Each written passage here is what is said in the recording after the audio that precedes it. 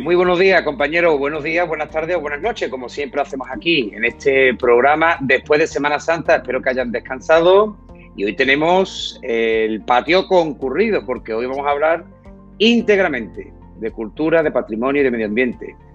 Antes de presentar a mis amigos, a mis contertulios, quiero dar la bienvenida a Juanma Román y a Enrique Peña. Juanma, Enrique, muy buenos días a los dos, ¿qué tal? Muy buenos días, ¿qué tal? Muy buenas. Pues nada, hoy estáis aquí para hablarnos de lo bonito y de lo mucho que tiene Carmona por seguir mostrando a la gente tanto de dentro como de fuera, ¿no? Y sobre todo lo que estáis encontrando debajo de Carmona, que no es poco, ¿no? Efectivamente, el patrimonio tremendo histórico de Carmona que va aumentando progresivamente. En este caso con el estudio de las minas de agua, de las galerías subterráneas que hay tanto bajo la ciudad, digamos, en ámbito urbano, como por toda la zona rural, especialmente en la cornisa de los Alcores, ¿no? Toda esa zona, todo ese sector.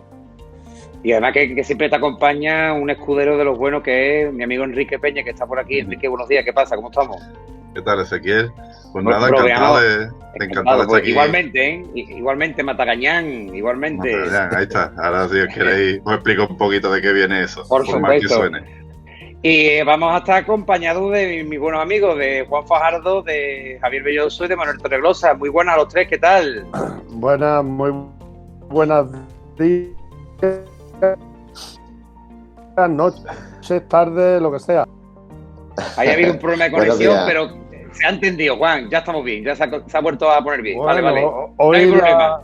Las redes nos están causando una mala pasada. Javi, ¿qué tal? Buenos días. ¿Qué pasa? Buenos días, Juanma. Enrique, ¿qué tal? Buenos días. ¿Qué pasa, Javi?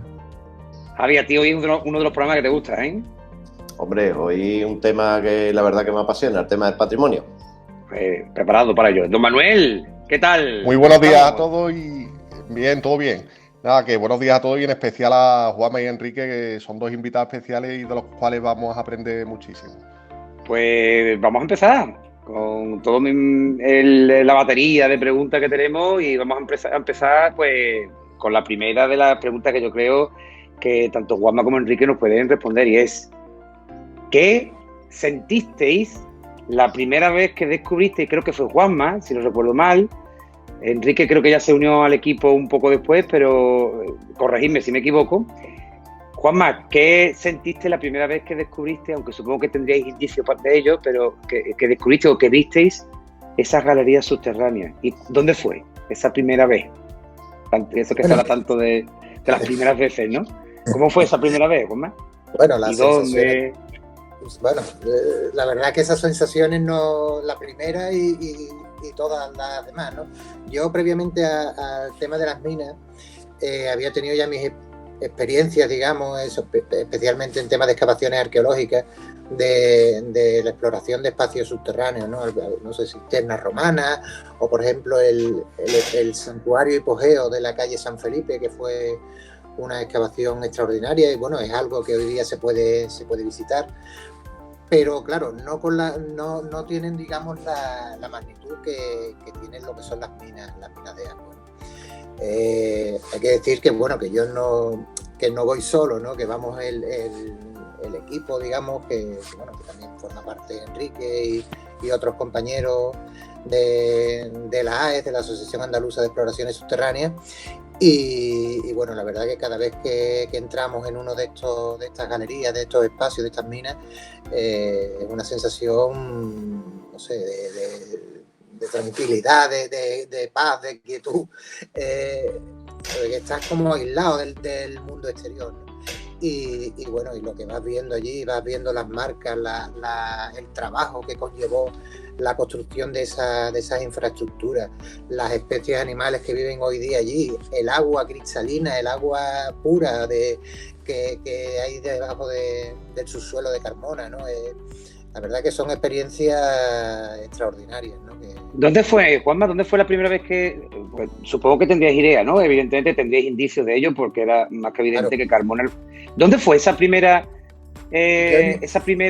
galería? ¿Dónde se descubrió? Bueno, vamos a ver, aunque el estudio de las minas de agua lleva ya unos años, hay que decir que ya se conocían algunas de ellas desde hace mucho tiempo, ¿no? Por ejemplo, la mina de San Antón, una de las más espectaculares, que viene más o menos desde la zona de Los Villas, atraviesa toda la calle Real y llega hasta la Alameda. Esa fue una mina de origen romano, de construcción romana, pero que abasteció, digamos, a la fuente pública de Carmona como mínimo, porque tenemos documentos que hay en el archivo municipal, como mínimo desde el siglo, creo recordar, XIV, XV, o sea, ya existía una fuente allí hasta, como sabéis, casi mediados del siglo XX, ¿no? O sea, la importancia que tuvo esa infraestructura, y hay muchísima documentación en el archivo municipal sobre la misma, ¿no? Sobre tareas de limpieza. Esa mina además fue explorada por Ignacio el Varillero, una persona que era muy querida en Carmona, y por Manolo, ahí está, Manolo Buzón, exactamente. Manolo Buzón la exploraron, creo que fue en los años 80, por ahí, incluso Ignacio el Varillero la conocía, trabajaba allí, ¿no? Luego, por ejemplo, la mina de Martín Pérez también era una mina que muchos carmonenses conocían, de haber bajado al pozo, de haber y demás. Y de habernos bañado incluso, de pequeño, porque esa es otra, porque ahí hemos entrado casi todos a bañarnos. Yo no sé, Juan Fajardo, pero yo creo que incluso la gente de su quinta, Juan, el tema de Martín Pérez y pegarse un bañito en Martín Pérez, los más valientes, algunos lo hacían, Sí, algunos lo hacían y algunos se metían en la cueva. Bueno, no tiene mucho que ver, pero también es patrimonio también oculto la Cueva La Batida, ¿no? Que no sé si también que yo lo que pasa es que como no soy muy dado a meterme bajo tierra porque no me gusta mucho, pero bueno, también por la Cueva La Batida se entraba. No sé si Juanma también, ahora luego si tiene oportunidad, o Enrique, nos cuentan si se han metido ahí o han entrado por ahí. Y yo lo que sobre todo le quería preguntar a Juan, aparte de la Martín Pérez y demás, aquí siempre, la anécdota de San Ignacio el Varillero que cuenta, yo recuerdo que desde que yo era pequeño decían que Carmona se llegaba de una punta a otra bajo tierra y demás, había esa leyenda urbana, ¿no? Sí. Que luego, eso es, ¿hasta qué punto es cierto? ¿Es por las minas o también hay algunos otros, no sé si Juanma, Enrique lo saben, alguna otra serie de pasadizos o caminos o alguna historia de esa? Casi, vamos, aparte de otras galerías que puedan haber por otras funciones y demás, está claro que la mayor parte de esa red de galerías corresponde a las minas de agua. Se han conocido en parte y también han generado mucha leyenda urbana. Bueno, se sabía que muchos pozos, muchas casas estaban comunicadas a través de esas galerías y demás. Pero claro, no se tenía un conocimiento real de lo que había. Entonces eso daba pie a leyendas como esa, que se podía atravesar Carmona por galería. Bueno, efectivamente, si nos ponemos desde Los Villas hasta la Alameda, pues hay un gran tramo de Carmona que se puede recorrer. O leyendas que no son posibles. Una de las más conocidas, que se podía llegar a la Cueva de la Batida desde Carmona, eso por el corte que tenemos en el terreno, con el arbollón por medio y demás, no es posible, porque ya digamos, estaríamos hablando de que las galerías tendrían que estar excavadas sobre los terrenos de arcilla. Entonces eso no es viable, pero es verdad que hoy día, por lo que estamos viendo, estas leyendas urbanas se quedaban cortas. Es decir, hay mucho más de lo que se pensaba. Lo que ocurre es que, sobre todo en espacios, dentro del casco histórico, hay una red de minas tremenda que abasteció a la ciudad en época romana. Incluso ahora, por ejemplo, en las termas de la plaza de Julián Besteiro, hemos podido comprobar arqueológicamente, primero, que las minas son de época romana, y que además ahí había un complejo de minas que servía para abastecer al edificio termal, es decir, para llenar las piscinas de esas termas. El problema es que dentro de la ciudad hay muchos pozos colmatorios. Es decir, estas minas normalmente son galerías que tienen a intervalos regulares de 20-30 metros, tienen pozos. Esos pozos, muchos de esos pozos hoy día siguen sirviendo a las casas. Pero en muchos otros casos, incluso ya desde época romana, desde la Edad Media, muchos de esos pozos se taponaron, se rellenaron con escombros, ¿no? Ese es uno de los principales problemas que queremos que finalice con todo este estudio, ¿no? Que se deje de verter escombros dentro de los pozos, porque ya no estás tapando un pozo, que también es un problema, estás cortando, digamos, una red que puede ser kilométrica. Entonces, dentro de la ciudad tenemos ese problema, tenemos que hay muchas colmataciones y entonces, aunque tenemos muchos pozos ya documentados y que sabemos que son minas con seguridad, no podemos, salvo en San Antón, no podemos recorrer mucha distancia, no podemos explorar muchos tramos, o sea, mucha longitud de esas galerías debido a ese problema, ¿no? Juanma, Ya te he dicho más o menos un mapa. Juanma, ¿podrías subir un poco la cámara? Subirte un poco la camarita, un poquito. Yo te digo, ¿Sí? ahí, perfecto. Vale. Un poquito más. ¿Así? Así, exactamente, para el corte. Sí, Juan, Fajardo, disculpa. No, que digo, Juanma, aparte de, ¿ya tenéis más o menos hecho un mapa de un croquis o un esquema de la red de minas y demás? Claro, una de las principales funciones de todo este trabajo que estamos haciendo es, aparte de la exploración, el plasmar todo lo que vamos documentando en un plano, hacer una planimetría, digamos, de todas las minas. Cosa que después no es nada fácil porque, digamos, no es lo mismo hacer un plano en la superficie donde tienes una referencia, donde te puedes ir guiando, que hacer un plano bajo tierra donde tienes pocas referencias, quizás algún pozo que puedas situar en la superficie, pero ahí vamos midiendo con una brújula, en fin, que nada más que te equivoques unos grados, pues te desvía, en fin, que es una tarea bastante complicada, aunque afortunadamente tenemos a José Millán, que es el presidente de la AES, de la asociación, y el motor, digamos, el motor principal de todos estos trabajos, que tiene gran habilidad a la hora de levantar esos planos subterráneos, ¿no? Entonces, lo principal, y todos estos años lo que estamos en la fase del conocimiento del bien patrimonial, ¿no? Lo primero que tenemos que hacer es conocer. O sea, hay mucha gente, bueno, ¿cuándo vamos a poder visitarlo? ¿Cuándo se va a poder hacer una visita? Bueno, vamos a ver, lo primero es conocer el bien patrimonial. Una vez que en ello estamos, ¿no? Y todavía yo creo que nos quedan muchos años para seguir aumentando este estudio. Una vez, yo digo que ahora mismo, por ejemplo, hemos comenzado otra fase que es la de la catalogación y la protección, es decir, ya con la información que tenemos, que va a seguir aumentándose, pero bueno, ya como tenemos un volumen bastante importante de datos y de información, pues ahora lo que vamos a pasar es, junto a la Junta de Andalucía, que es la que tiene, digamos, las competencias en materia de patrimonio, pues a catalogar y a decir, oiga, que aquí hay un patrimonio desconocido que hay que proteger y que hay que conservar, que hay que evitar que siga teniendo agresiones y problemas, ¿no? Y luego, una vez ya superado todo eso, pues ya veremos cuándo se puede, digamos, poner en valor o hacer algún tramo visitable y demás. Pero ya digo que lo primero es el conocimiento del bien y en eso estamos. Y por eso son tan importantes esos planos que vamos haciendo. Digamos, es la parte más tediosa, a lo mejor, del estudio, ¿no? Porque lo más bonito es explorar, descubrir, pero luego el trabajo de sacar la topografía, la planimetría es un poco mucho más lento, más pesado, pero es un trabajo necesario que tenemos que hacer. Y bueno, que no es poco, que no es poco. ¿No? Enrique, yo te quería preguntar por el tema natural, por lo que os había encontrado. Ya sabéis que Enrique es un ambientólogo y un defensor de la naturaleza de pro. Enrique y yo hemos hablado mucho, además en la época de Singrin, y a mí es que me fascina todas las iniciativas que están haciendo para la recuperación del medio ambiente y demás. Decía antes Juanma que la vida que os habéis encontrado bajo tierra, porque es curioso, ¿no? Esas especies. Enrique, ¿qué es lo más? No sé si te has encontrado al tío Martinito, ¿vale? Porque esa es una de las cosas que yo creo que muchos de los carmonenses de más edad te preguntarían, ¿te has encontrado al tío Martinito? Sí, el tesoro de Pedro I también. También, ¿no? Aparte del tío Martinito y del tesoro, ¿qué vida te has encontrado en esas minas que estáis explorando? Bueno, el tío Martinito más cercano que tuvimos fue Ignacio el Varillero, realmente, que hemos conocido algunas anécdotas de él que hizo de tío Martinito completamente, ¿no? Pero bueno, más allá de eso son historias... ¿Como cuál, Enrique? ¿Como cuál? Porque yo creo que estas son leyendas del siglo XXI, pues, la mina de San Antón pasa por... Hay 3 pozos que dan al convento de Concepción. Y bueno, y se cuenta que alguna vez pasaba por ahí y o tiraba de la cuerda si estaban ahí sacando agua o les decía algo a las hermanas y bueno, lo harían en el convento, lo harían en las casas, claro. Trabajando, cualquiera lo haría, ¿no? Pero claro, él tenía la oportunidad de estar ahí.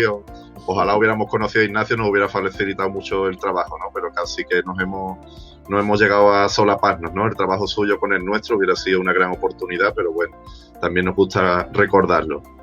En cuanto a la vida, bueno, la geología que ya habéis visto en las fotos es lo más espectacular que vemos ahí abajo, fuera de la vida de las minas. Hay que resaltar la geología que tienen, son 2000 años de filtración de agua a través de una roca calcárea y las formaciones de carbonato cálcico que hay, tanto coladas, estalactitas, etcétera, son espectaculares, ¿no? En las minas de Carmona, en las de Alcalá de Guadaira, que ahora las estamos también explorando, hay formaciones que son increíbles, ¿no? Eso nos hace sentirnos, eso que las primeras preguntas que hacía, pues nos hace sentirnos privilegiados. Yo, recordando la primera pregunta que has hecho, yo la primera vez que entré en las minas sentí miedo, pero miedo absoluto, vamos, yo es de las veces que más miedo he sentido en mi vida. Y hasta que empiezas a ver esas cosas y te sientes afortunado, te sientes un privilegiado de poder estar ahí viendo eso realmente, ¿no? En un sitio donde habrá habido muy, muy poca gente. Después, en cuanto a la vida, pues bueno, está claro que hay mucha más vida animal en las minas que están en un entorno rural. En las minas de Alcaudete hemos visto murciélagos de herradura, hay cangrejos americanos. Hoy en día las minas allí parece ser que se han utilizado para producción de animales y pesca. O sea que había gente que pescaba en las minas, cogía cangrejos americanos, y Pepe dice que incluso él ha llegado a ver Pepe Millán ha llegado a ver una anguila hace ya bastantes años, pero nos lo han constatado vecinos del Viso de que sí, de que cogieron anguilas en la mina de Alcaudete. Supongo que por la pureza del agua a lo mejor, ¿no? Por el tema de la pureza del agua o algo, ¿no? Porque el tema de los cangrejos allí es curioso, ¿no? Los cangrejos sí pueden estar en aguas más sucias, las anguilas quizás no. Pero las anguilas son animales que suben, no recuerdo si era catádromo o anádromo, se llama en biología. Son animales que suben para desovar y a través del arroyo en el que desembocaría el Caudete seguramente hayan entrado en la mina y vivieran ahí o alguien los habría echado para criarlos, ¿no? Estas son curiosidades que hoy... Aquí en Carmona, ahora estamos haciendo un estudio sobre cómo puede llegar la contaminación de plásticos ahí a las galerías. Entonces han venido algunos compañeros que son más expertos, por supuesto, que yo en cuanto a la identificación de animales. Y bueno, en Carmona el animal más emblemático que tenemos es el gallipato. En la mina de San Antón, en la mina de la Virgen de Gracia, debajo del Aldi, cuando se exploró también el entorno de los Villas, se han encontrado gallipatos, ¿no? El gallipato es un anfibio, es parecido al tritón y a la salamandra, pertenece al mismo género y es muy inofensivo, pero es bastante indicativo de que es un entorno que está vivo todavía, ¿no? Está en un escalafón por encima de los animales que consume, de insectos, etcétera. Y después, en cuanto a insectos, pues estamos encontrando alguna especie que puede que sean descritas por primera vez para la ciencia, como alguna arañita, que todavía está por constatar. Es un trabajo bastante complicado, hemos cogido muestras ya un par de veces. Y o sea que incluso podéis ponerle apellido a esa especie. O sea, a esa especie le podríamos poner nosotros el nombre y seguramente pues tendría algo relacionado con Carmona o con la mina o con... O sea, que puede ser la Arácnida carmonensis, puede estar, por ejemplo, exactamente. Se me ocurre, ¿eh? Sí. Es impresionante. O sea, que podemos aportar a la ciencia incluso nuevas especies, ¿eh? Sí, vamos, hemos encontrado hasta camarones. Hay unos camarones pequeñitos que viven en agua dulce, que son blancos casi transparentes y los hemos estado identificando en estas últimas expediciones. O sea que las minas ya no solo es un estudio arqueológico, también puede dar fruto a investigación sobre contaminación de plástico, a encontrar especies animales nuevas. Nos está ofreciendo muchas posibilidades de cara a la ciencia y de cara a que, bueno, también es una oportunidad para Carmona para que resuene en muchos sitios, ¿no? Flora supongo que poco, ¿no, Enrique? Flora no, prácticamente nada. Debajo de los pozos, pero bueno, hasta ahora no hemos hecho mucho estudio porque lo que hay son especies de helechos y especies que viven en los pozos, pero la misma casi que puedes ver arriba, en la boca del pozo. Sí. Manuel Torrelosa, tu turno de pregunta para estos dos genios. Vamos, yo me he quedado sorprendido con la posibilidad de que Carmona también esté aportando nuevas especies para la ciencia. Es curiosísimo, ¿no? No, curioso, no, es emocionante, ¿no? Que incluso tengamos un camarón, que tiemble la gente de San Fernando y de Cádiz, porque si nosotros tenemos camarones, que cuidado, porque... La tortillita de camarones subterráneos. No, es que Carmona, como se dice en Carmona, habemos muchos visitos. Habemos muchos visitos. Manuel, tu pregunta, o tus preguntas. Bueno, yo quería preguntaros, a raíz de las minas de agua, me gustaría saber un poco más tener un poco más de información de en qué consiste vuestro original estudio de contaminación por plástico en aguas subterráneas de la mina de San Antón. Un poco así sucintamente. Pues mira, la primera expedición que hicimos en busca de animales la hice con Álvaro Luna. Este es un chico que ya había estado estudiando el acueducto romano de Huelva, había estado estudiando los animales en el acueducto romano de Huelva. Aparece un capítulo suyo en el libro que se escribió y bueno, tuve contacto con él y tenía mucho interés en venir a la mina de San Antón. Entonces hicimos una primera expedición buscando insectos sobre todo. Y ya sobre todo él puso el foco en que había plástico ya incrustado, restos pequeños de plástico en las paredes, ¿no? Esto ocurre aquí, ocurriría en cualquier lado, no es que Carmona sea... las ciudades son una fuente de contaminación brutal y por supuesto la mina hoy en día de San Antón está encima debajo del barrio del Real. Entonces ya había pedacitos de plástico que se habían incrustado en el carbonato cálcico de las paredes y este chico pues vio bastante interesante que hiciéramos un estudio de los microplásticos, porque hoy en día está muy de moda, se ha estudiado mucho en el mar y cómo entra en las cadenas tróficas. Ya sabéis que este año han salido incluso noticias de que si nos comemos una tarjeta de crédito al año en cuanto al microplástico que consumimos en los peces sobre todo. Pero el problema es que va sin dinero, Enrique. El problema de esa tarjeta es que va sin dinero. Exactamente. No es de las negras. Entonces es un estudio en principio único, ¿no? Y ahora que en este programa no se pierde puntada, ¿eh? Hombre, no va a ser todo serio.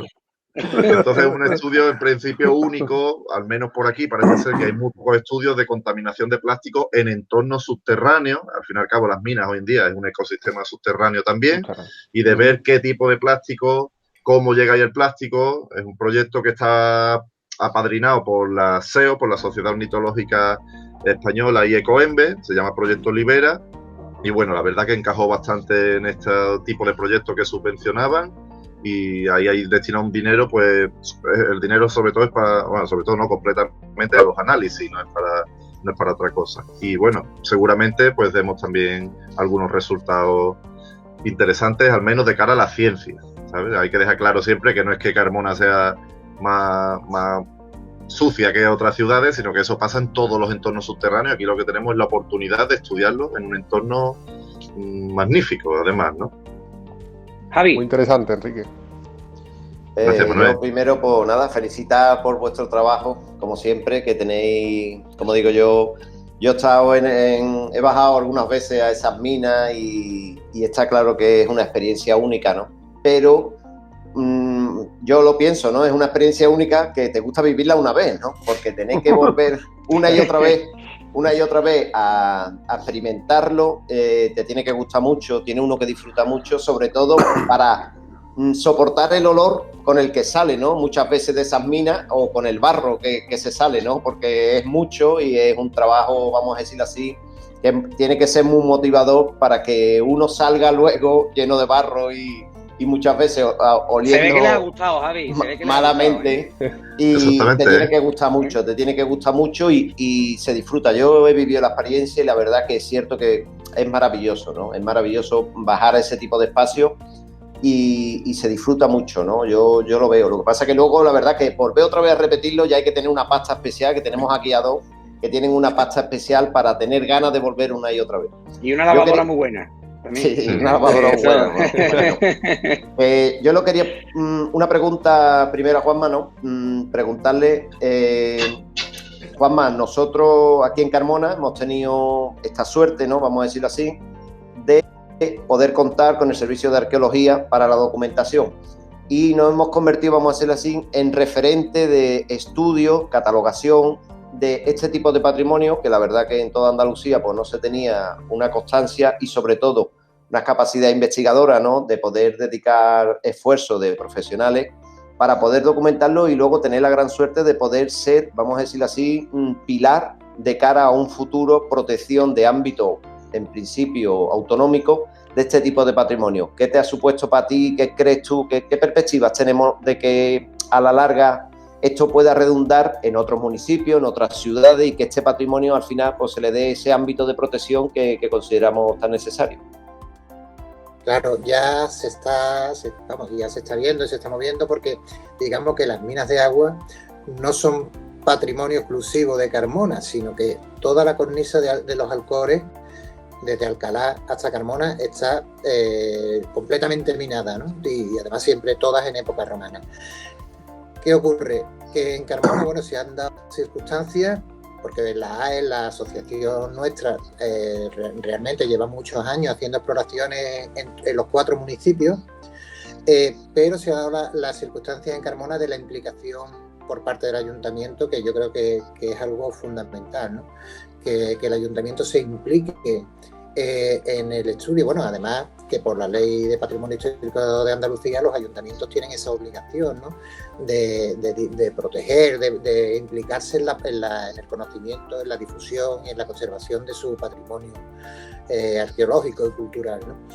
Entonces, en nuestro caso, bueno, se ha dado esas circunstancias, ¿no? Que se firmó un convenio de colaboración entre Ayuntamiento y la AES, y todo esto, aparte del Ayuntamiento se compromete también dando una dotación económica, aparte de ponerme a mí como técnico y para participar en los trabajos, y digamos que gracias a todo eso el avance que tenemos hoy día en el estudio de las minas en Carmona es mucho mayor que en el resto de los municipios.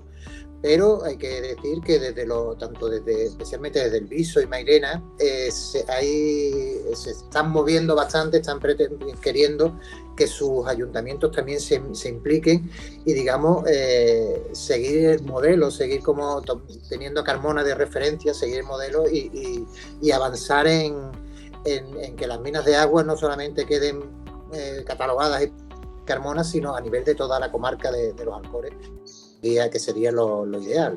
Pero bueno, nosotros vamos, digamos, un poco por delante y claro, bienvenido toda la información, todos los pasos que demos nosotros, ya les viene bien ya están dados, ¿no? Ya les sirven a ellos también como referencia, ¿no?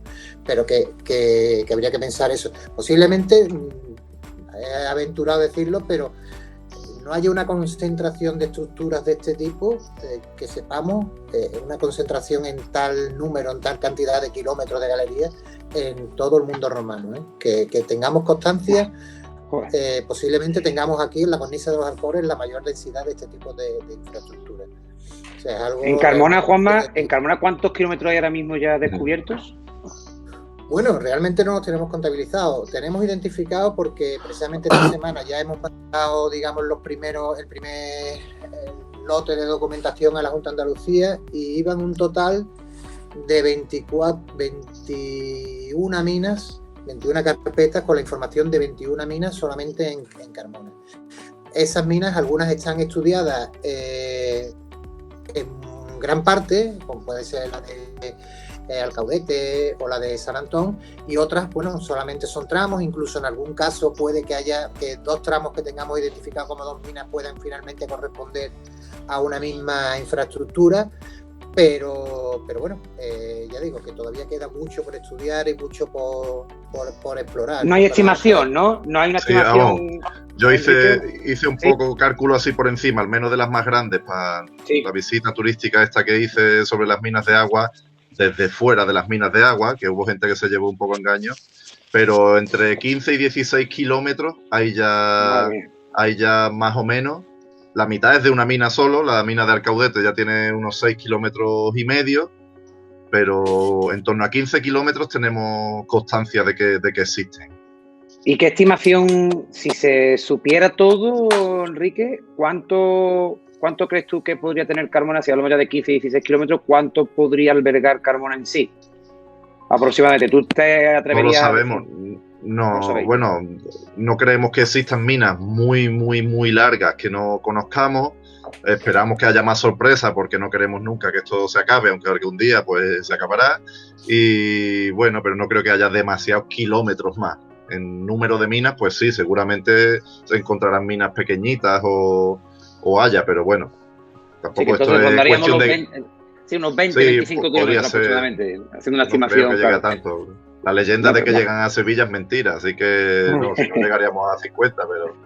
Claro. A mí, no. una de las preguntas, bueno, hemos dicho antes Matagañán, yo he llamado a Matagañán a Enrique y no es ningún insulto. Enrique, lo de Matagañán es algo que tú llevas por bandera y explica qué es eso de Matagañán, porque estamos hablando del subsuelo carmonense, pero el amigo Enrique también le gusta las alturas, le gusta por debajo de tierra, pero también tira para arriba. Esto de Matagañán, lo que se puede, exactamente. ¿Este de Matagañán qué es, Enrique? Bueno, yo estudié ciencias ambientales y tenía, ya que nos gusta movernos mucho, pues tenía muchas historias, muchas anécdotas que quería contar, aunque hoy en día tengo poco tiempo y bueno, se hace lo que se puede.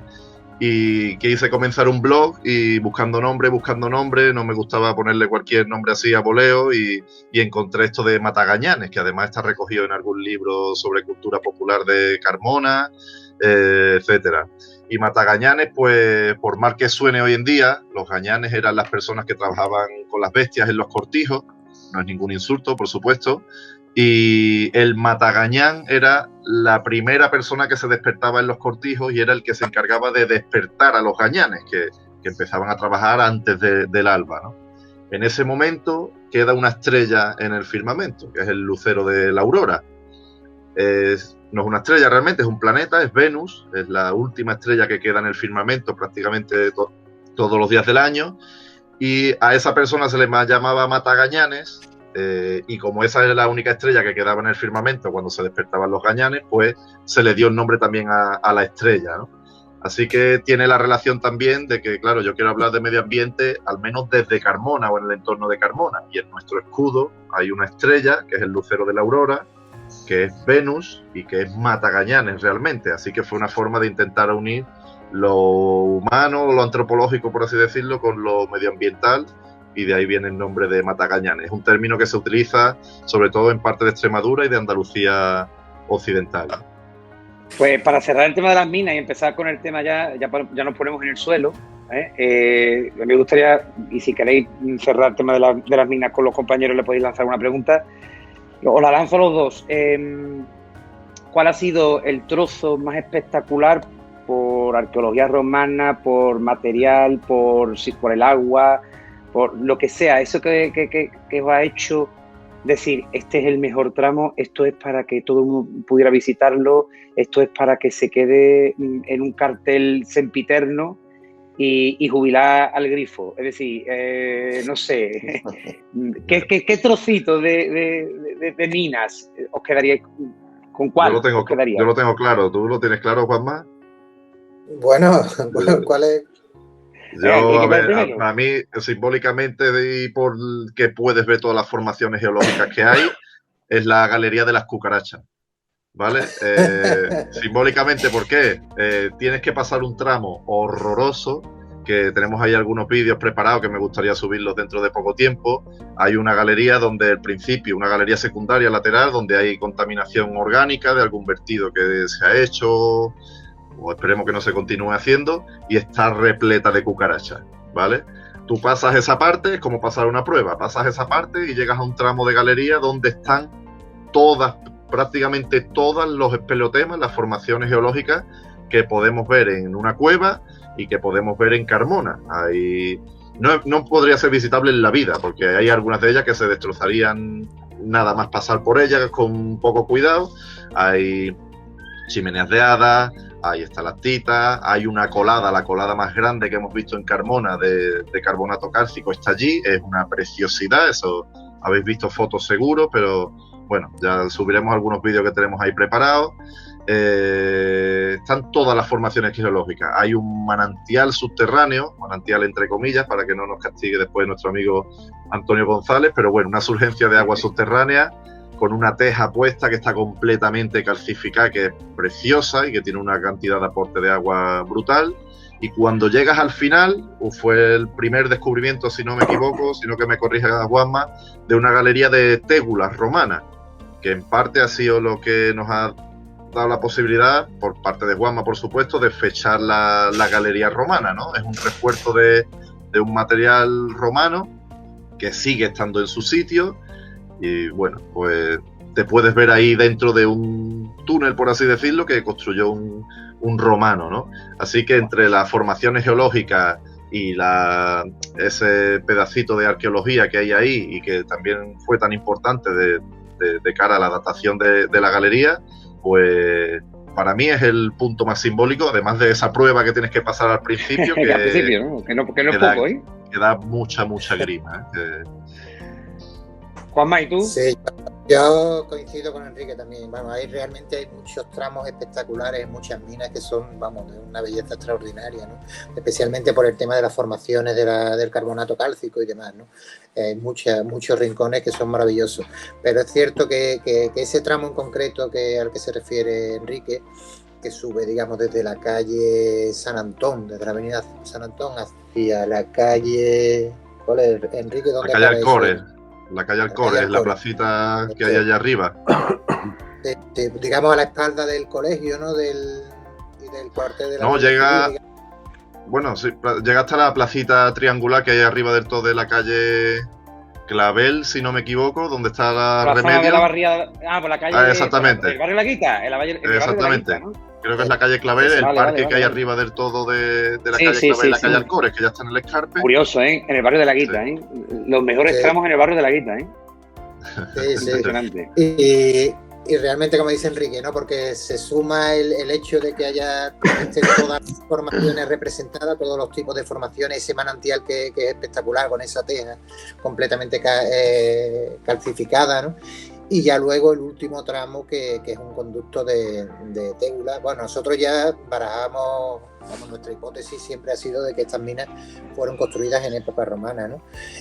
Pero ya llegar a una estructura, pues ya habíamos visto materiales y demás, pero bueno, siempre podían decir, bueno, después ese material reaprovechado, pues, porque las minas están excavadas en su mayor parte, pero cuando se trabaja cuando el estrato geológico, digamos, es blando, es arcilla, es un estrato poco sólido, pues entonces se construyen estructuras de refuerzo, que pueden ser muros o incluso conductos completos hechos con materiales. Veíamos que algunos de ellos, bueno, pues los materiales, los ladrillos que se habían empleado y demás, eran de época relativamente reciente, a lo mejor siglo XVIII, siglo XVII.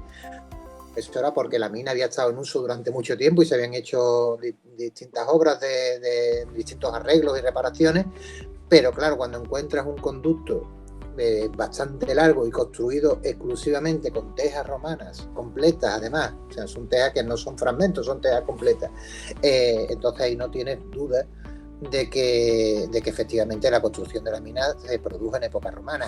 Si a eso le suma el hallazgo de otros materiales en otros puntos, o como ya comenté antes, el hallazgo de una mina asociada a las termas de la plaza de Julián Besteiro, pues no queda duda, porque digamos siempre hubo un poco de controversia sobre el origen de estas minas, ¿no? Muchos historiadores, incluso arqueólogos, decían que las minas, estas construcciones, serían de época islámica. Lo que pasa es que esto se proponía sin el estudio, digamos, directo de las estructuras, ¿no? Como por ciencia infusa, ¿no? Esto es así porque yo lo digo, ¿no? Hombre, si tú sostienes, podría ser, ¿no? En época islámica, este tipo de tecnología se conocía, incluso se produjeron, se dio un nuevo impulso en su construcción, especialmente en el área del Levante español, ¿no?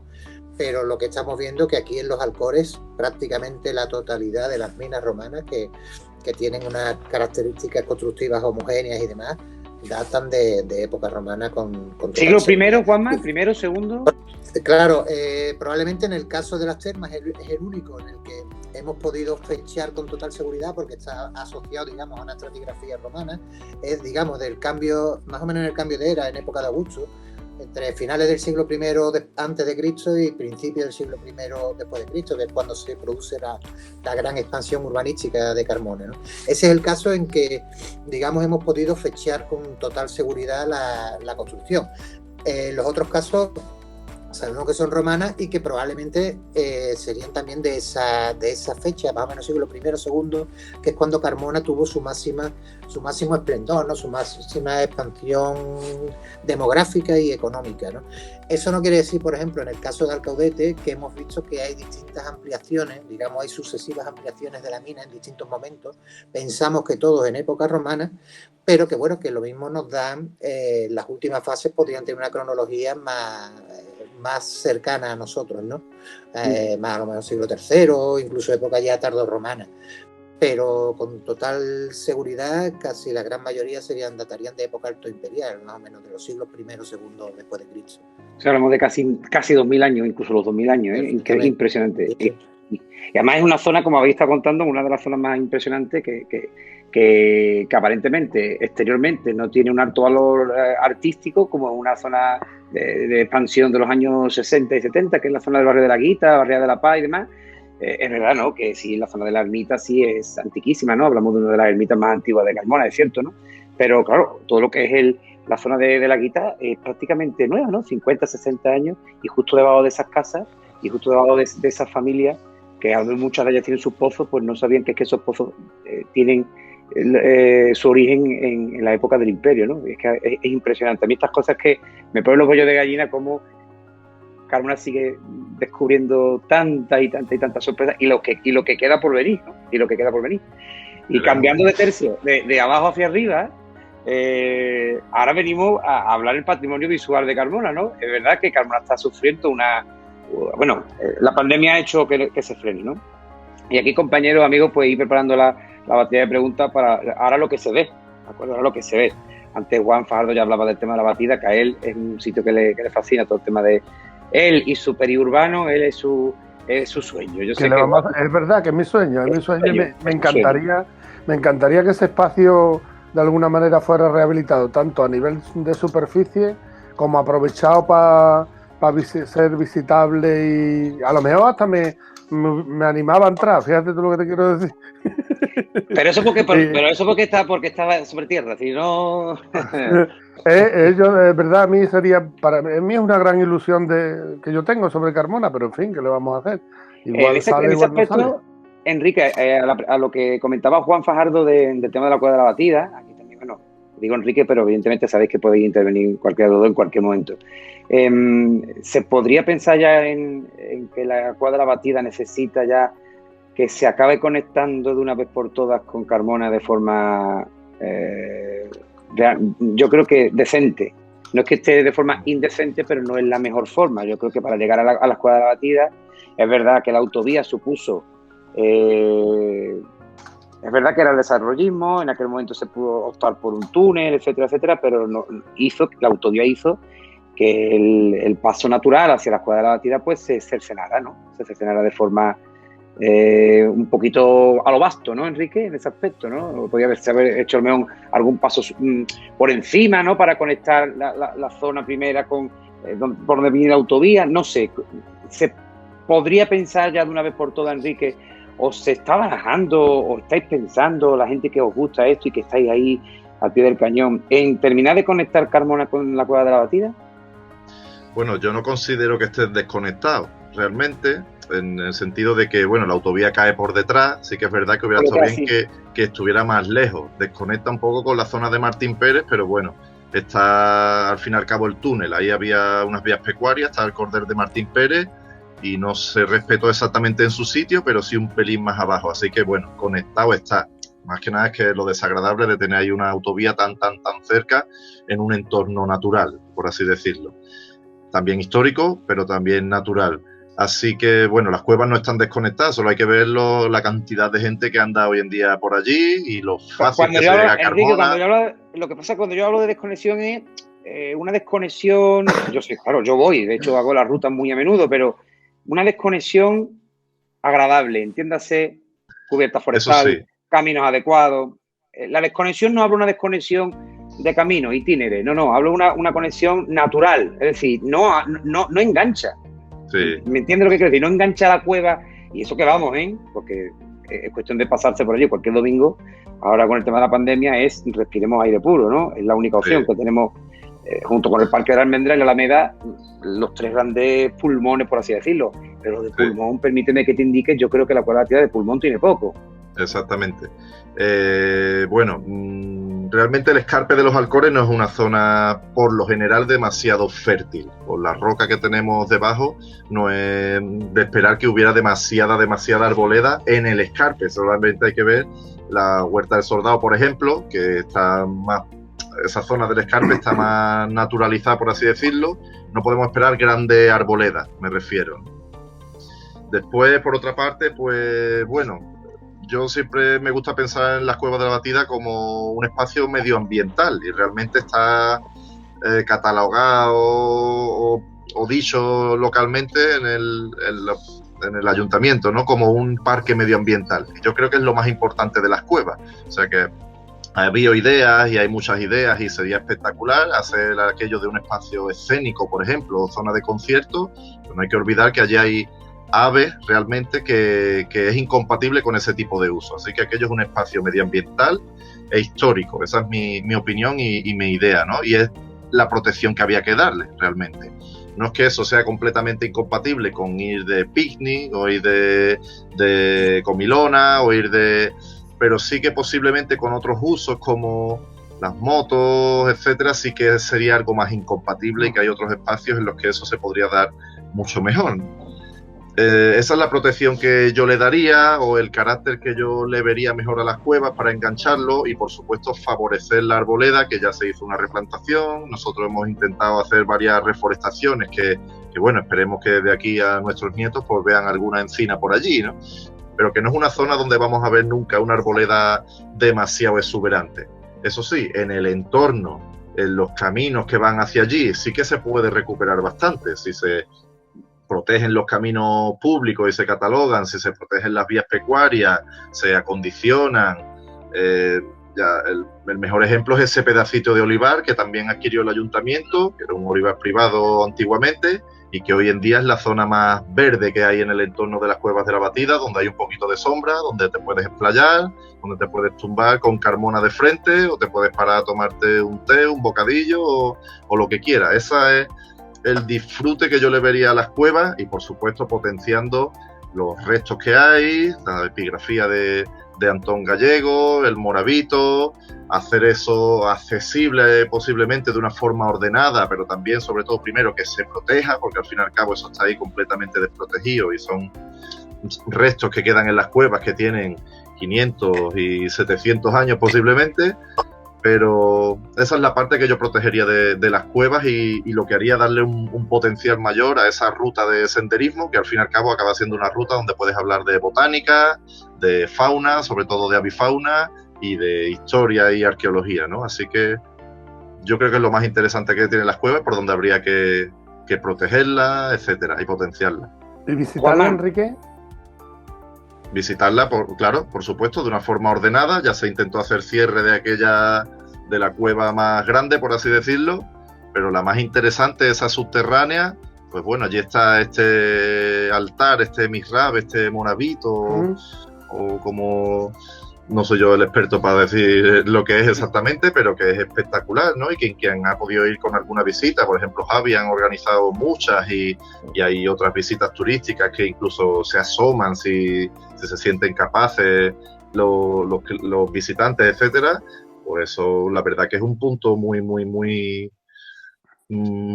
bueno y a veces una chulada. Yo cuando Javi fue el que me descubrió a mí eso, me contaban esa historia y... Bueno, yo tengo un hermano saharaui, ¿no?, que vive con nosotros en mi familia de hace mucho tiempo, mi hermano Mohamed, y un día pude ir con él y la epigrafía que hay allí es completamente árabe y dice Alá es grande y allí está, ¿sabes? Y eso está esculpido en la cueva. Evidente que tiene que ser de época, seguramente, Juanma, de la Reconquista, seguramente, ¿no? Porque allí se refugiarían seguramente en las cuevas, ¿no? O de forma oculta, ¿no? Bueno, las cuevas realmente, digamos, son canteras, ¿no? Sí. No son para minas de agua, es un sistema de extracción de roca alcoriza, ¿no? Y si nos fijamos, cuando estamos allí, vemos que hay como dos estratos de roca distintos.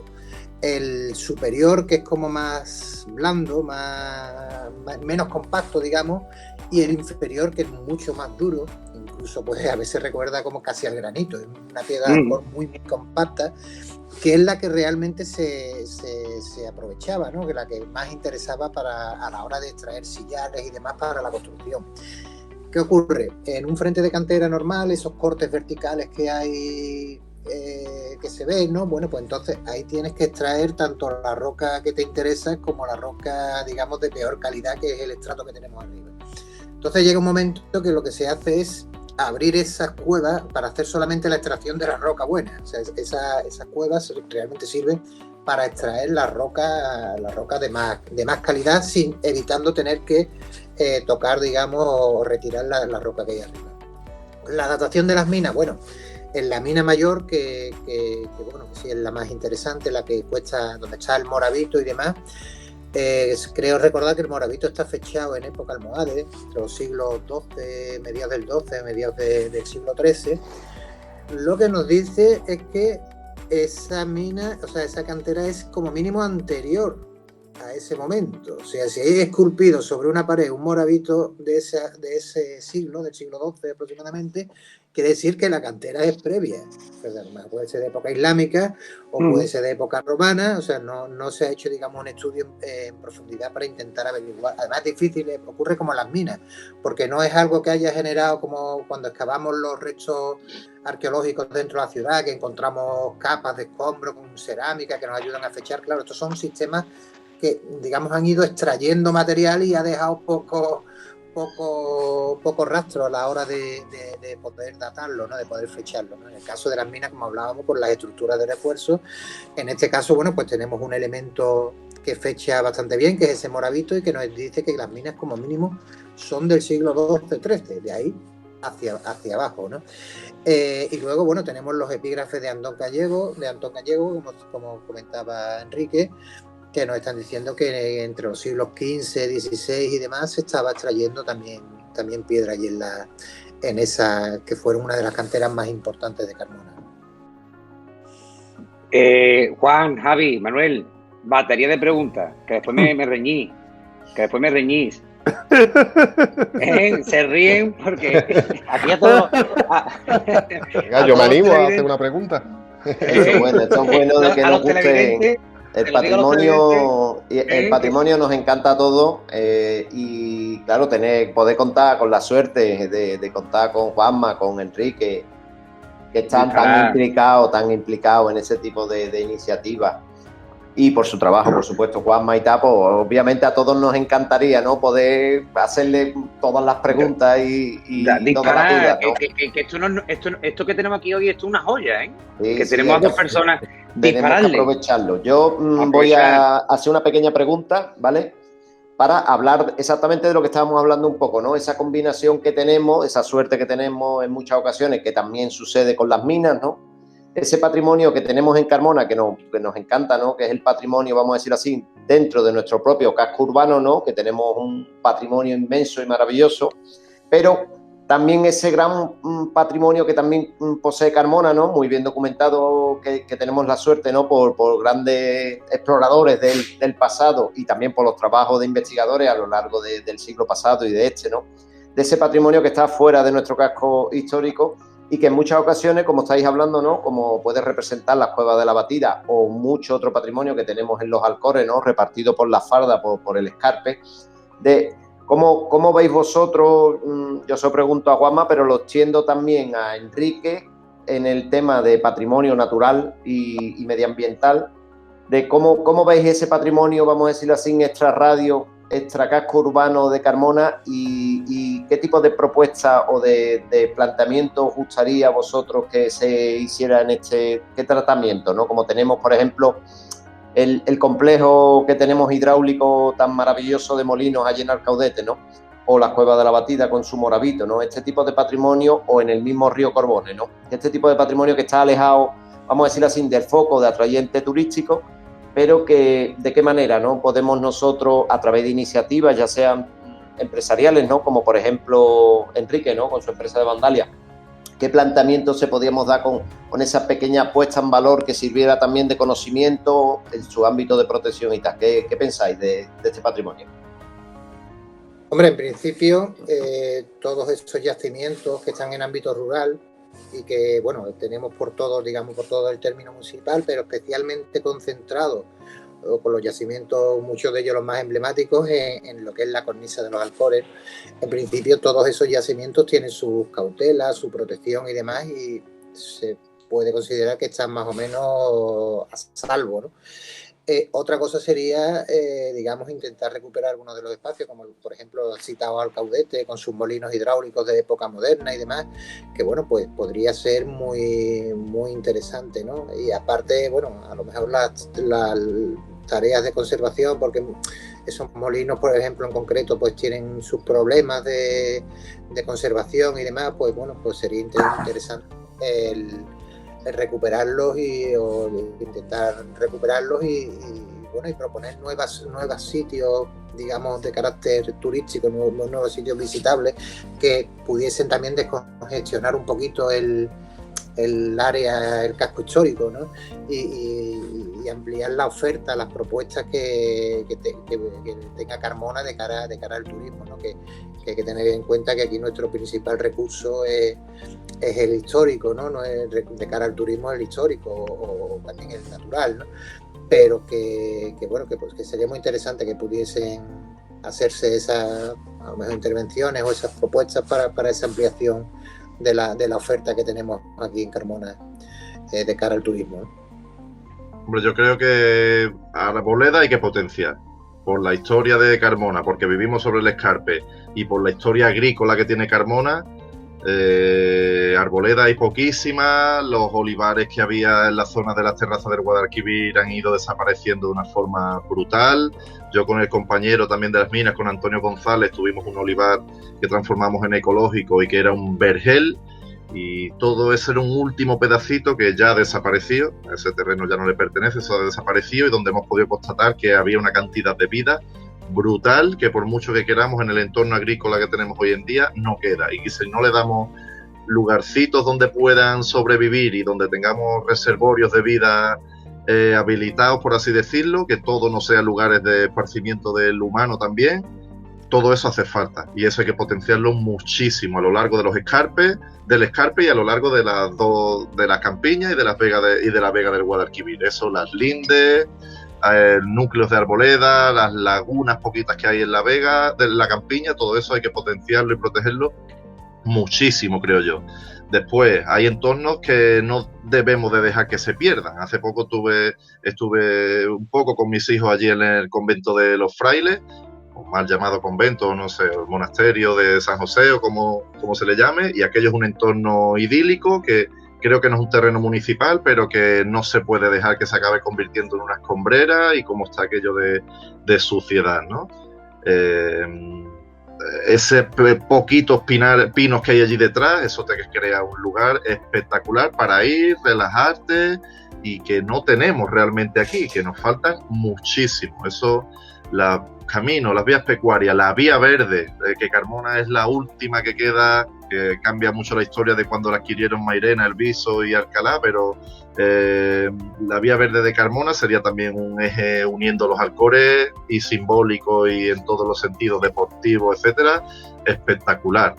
El escarpe en general, la avifauna que hay en los Alcores, la calidad relativa del cielo. No estamos en la Sierra Norte, pero hay no recuerdo el nombre, perdonadme, pero había un profesor que era de origen de Mairena, que escribió un libro y que hizo alguna conferencia que se puede ver, hablando de la relativa calidad del cielo en cuanto a la observación de las estrellas, que todavía tenemos en un entorno tan cercano al núcleo principal, que es Sevilla, ¿no? Que también organizamos algunas rutas y que todavía la siguen haciendo los del Arrecife Viejo, de observación de estrellas.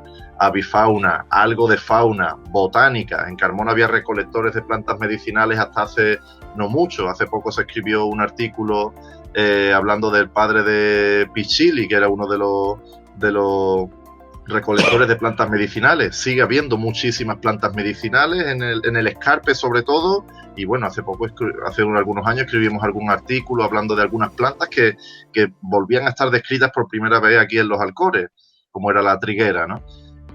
Todo eso es un potencial que tenemos, que no deberíamos de dejar que se perdiera, que hay que fomentar que haya estudios por parte de la universidad, estudios científicos, que no solo sean iniciativas voluntarias como a lo que llegamos hoy en día, y bueno, hay destellos de algunas cosas, pero todo eso es un entorno envidiable.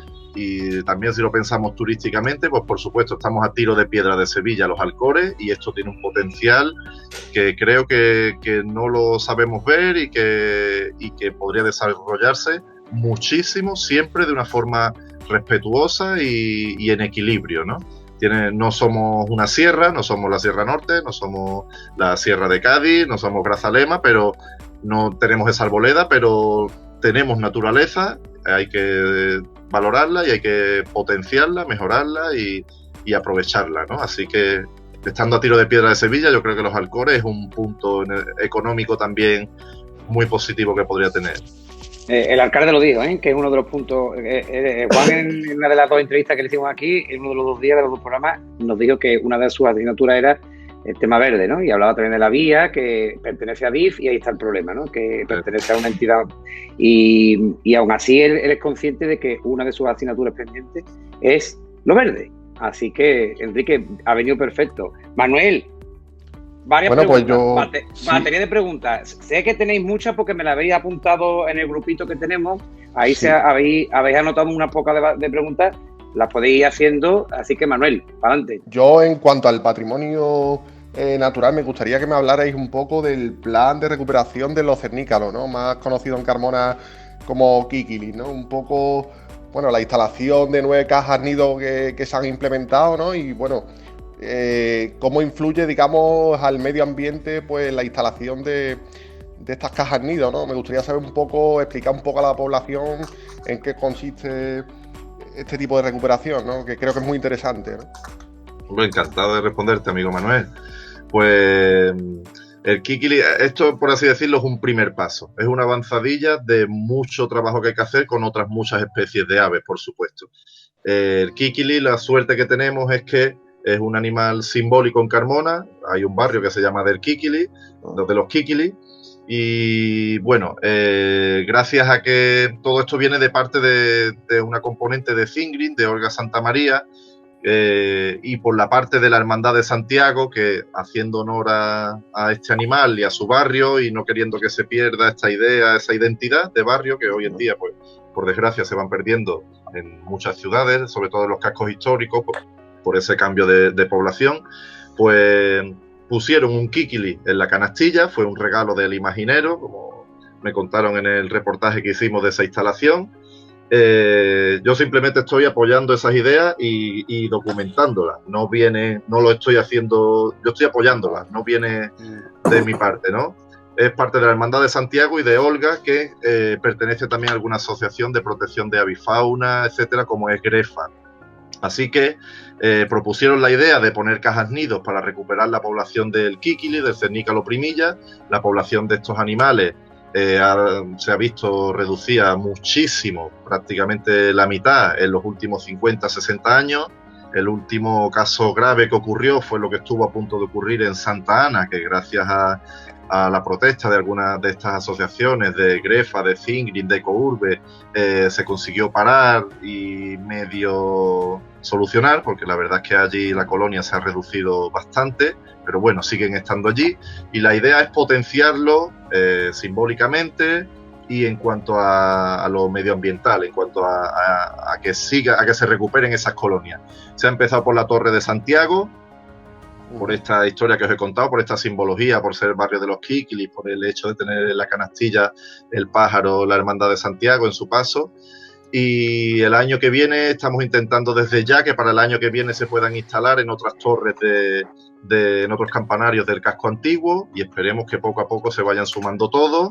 Y ya no es solo que se pongan cajas nido en las torres, sino que en las restauraciones que se hagan de de lugares como el Alcázar de Arriba, como el Alcázar de la Puerta de Sevilla, edificios antiguos, ya no solo estos públicos, sino edificios privados antiguos, se respeten y se adapten esos mechinales, que se acabe un poco con la idea de que esos animales hacen destrozo, porque hay soluciones para favorecer no tapar el mechinal completamente, sino hay otras soluciones que creemos que se pueden adaptar para que sigan estando.